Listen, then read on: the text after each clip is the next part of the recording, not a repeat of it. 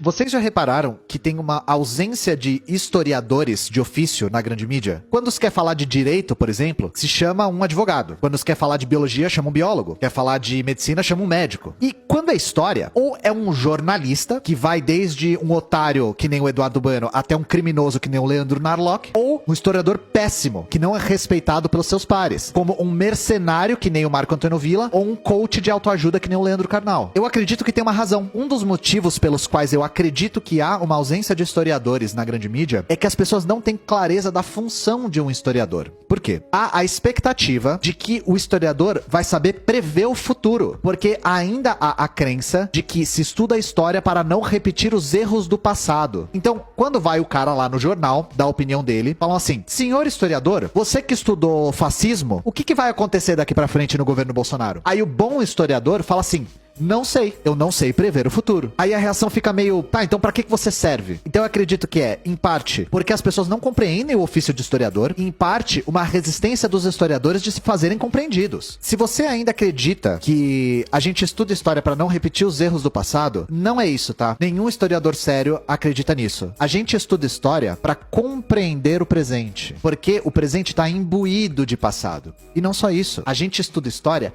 pra superar o passado no presente.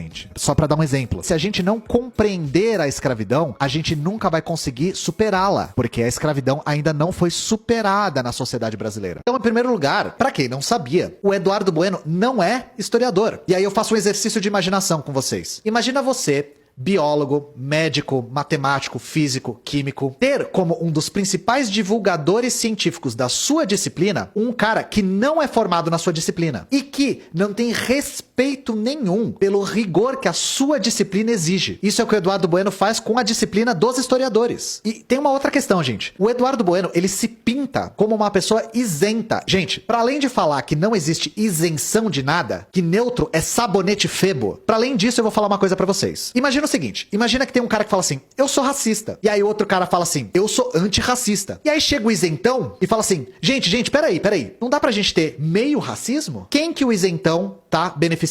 O isentão sempre beneficia o opressor. Sempre. O cara que paga de isentão está sempre do lado de quem oprime. Só que o Eduardo Bueno, ele vai além. As pessoas gostam dele porque ele tem esse jeito serelepe de adultocente que cheirou 3 pinos de cocaína. Só que isso tudo é uma espécie de roupagem para desinformação. O Eduardo Bueno é um cara que reproduz a visão histórica de direita. Ele é um cara reacionário, tá? E tem uma outra coisa que incomoda muito os historiadores. Ele dá uma ênfase excessiva à dimensão anedótica da história. O que isso quer dizer? A história que ele conta é uma história só de historietas, de pequenos fatos pitorescos e curiosos. Gente, isso não é história. História precisa de interpretação. História precisa de análise. Bom, em suma, não deem palco pra gente que nem o Eduardo Bueno. Não fiquem achando que existe história isenta e, pelo amor de Deus, parem de usar ele como fonte. Por favor.